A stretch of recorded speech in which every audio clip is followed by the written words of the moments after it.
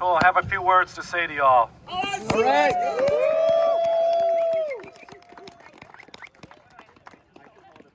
All right. Well, brothers and sisters, good afternoon, everyone, and Happy New Year. Afternoon. Happy New Year. And I am very, very proud to be with all of you. I am honored to be invited because I come from a Pratt family. And let me explain my family story because probably it's your family's story too. So in 1941, when my dad graduated from Middletown High School, actually it was called Woodrow Wilson, then he got a job at Pratt Whitney, and he made propellers for military planes. And then a year later, he was drafted, and in the Air Force, he flew planes with Pratt propellers. My Uncle Peter also, there you go. My Uncle Peter Bysiewicz was also in World War II.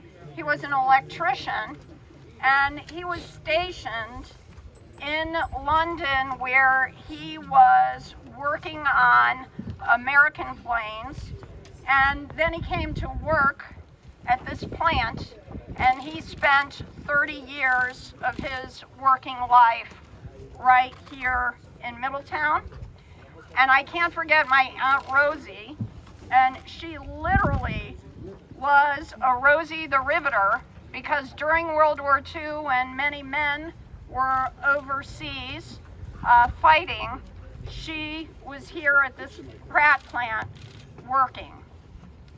So I tell you that story because so many of our families have those same kinds of personal connections to Pratt Whitney.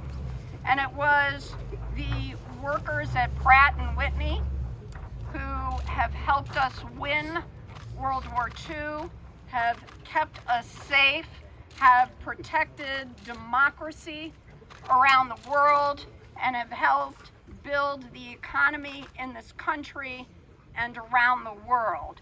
I am here because Pratt Whitney, and more importantly, the workers of Pratt Whitney have built our state and our country and have preserved democracy. This is also a place here in Middletown and East Hartford where we have the best trained, the most highly skilled machinists and workers in the country. The world, yes, the world. And I'll tell you that our state and our federal government have had a great partnership with Pratt Whitney.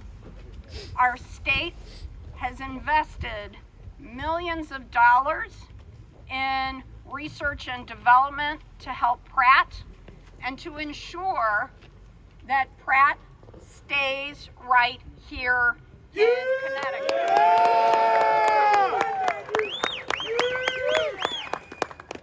And the reason they need to stay here is because when we are building instruments of national defense, like the F-35s, for example, we want our instruments of our national defense built by American skilled workers, and we want them built in Connecticut. So, we've invested, we've had a good partnership for 100 years, but now we need to step up, and Pratt needs to step up. Yes, it does. Because we know that our families across the state are struggling with inflation, the costs of housing, groceries, energy, healthcare. It's all going up a lot. And that's why when you all go to the table to negotiate, Pratt needs to recognize the challenges of inflation, but also the fact that you are highly skilled people that deserve to be paid what you are worth. Absolutely. Yeah. Absolutely. Yeah. And I'll just say this, that Mr. Greg Hayes, the CEO, has $21 million, actually, $21 million.